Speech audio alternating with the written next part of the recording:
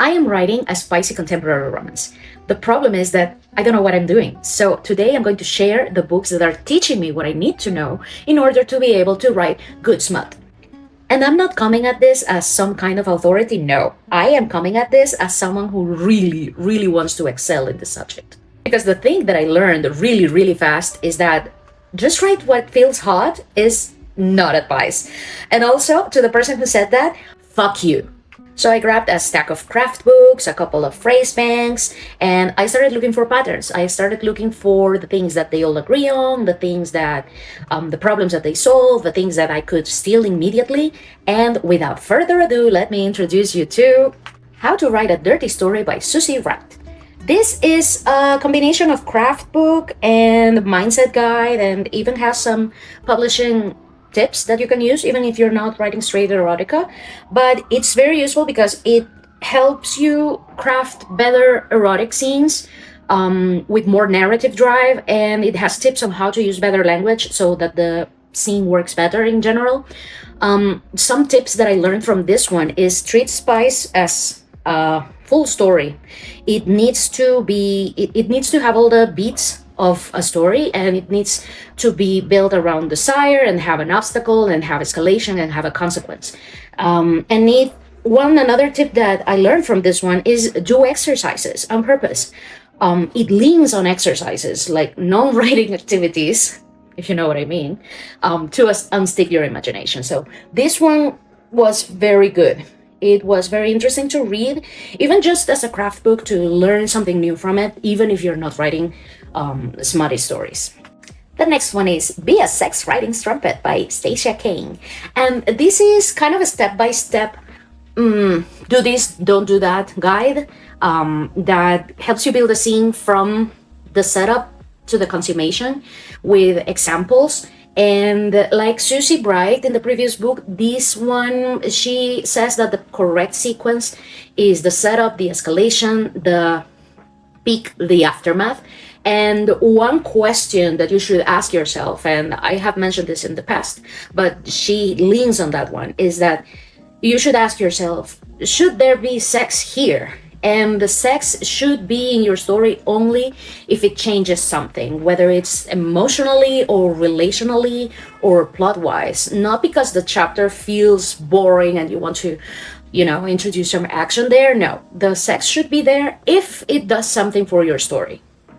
The next one is Naughty Words for Nice Writers. This is by Cara Bristol, and this is a thesaurus, obviously, and specifically for romance writers.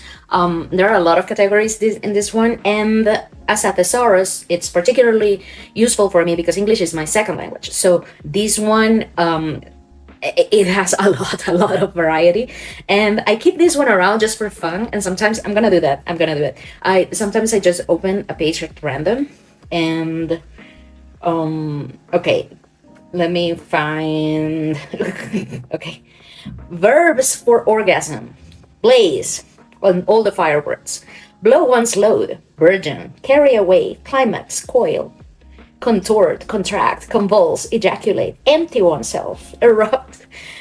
This one is normal. There's one for boobs that is just hilarious. One of the words for boobs is headlights or hood ornaments. Those are the two that come from the top of my head. But this is super useful when you don't have a lot of vocabulary that you can use when writing smutty scenes. So this one is really helpful and comes in a pinch. Even whether your first language is English or, like me, it's your second or maybe third or fourth language, this is really useful. Thinking Like a Romance Writer by Dalia Evans. This one is a romance language reference guide. And this one is really helpful for building better sentences, not just for stealing words and vocabulary, but, just to have more more of a sensory sentence rhythm that doesn't feel flat. And I think that this is the most valuable thing about this book, is that it helps you write a voice for each of your characters when they are in the middle of sex, because you can have like a specific tone for each character, and it helps you avoid sounding like generic romance language. And this one, I think that this one is great to build like a file, like a guide of specific phrases or specific patterns that you enjoy when you're writing or when you're reading.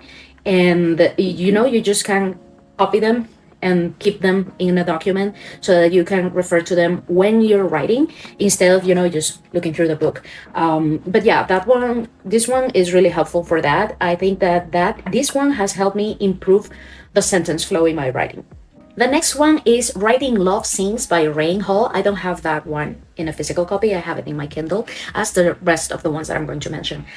This is a craft guide around romance beats and around mechanics of a scene specifically. It's just not for smutty scenes. It works for love scenes in general.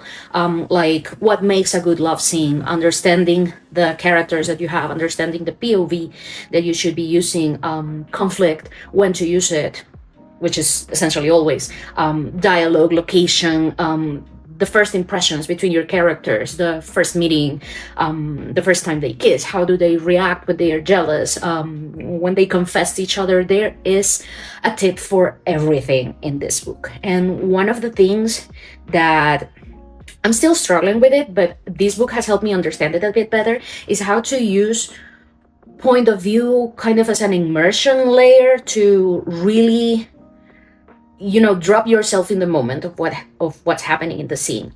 If a scene feels flat, sometimes you can just tighten the POV or even change the POV, and depending on how the person sees what's happening, you can be more or less immersed in what is happening. And that was a good tip from this book. Yeah, this one is top tier. The next one is I Give You My Body by Diana Gabaldon. And if you have read or seen Outlander, you know that this lady is just chef's kiss at writing sex scenes. And this is a focus guide, including quick start, how to do it. And some of the big topics are POV as the previous one, character first, which is like one of her rules, using sex as an emotion, sex scenes that are not sex scenes, mind games. There's a lot to unpack in this one. It's like, if I had to choose one to recommend above all others, it would be this one. This lady is just goddess level, okay? All these books have different tones and different goals, but they keep landing on the same things, which makes me think that there is a technique to writing Smut. So the common thread that I have seen that drives all these books is, first, Smut needs a purpose. It's in every book that you read, unless it's just straight erotica, in its own way, a sex scene happens because it does something, whether it's to deepen intimacy or expose a wound that a character has, or there's a shift of power, or the conflict escalates. It changes the relationship in some way. So if nothing changes, then the scene is just a filler.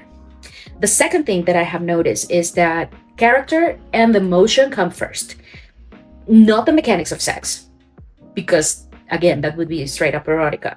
And not necessarily the vocabulary, because you can have very mild scenes still pack a really big punch. So the heat comes from who these people are, why we should be invested, what they want, what they fear. So that's what makes us interested in that scene, what's happening between them.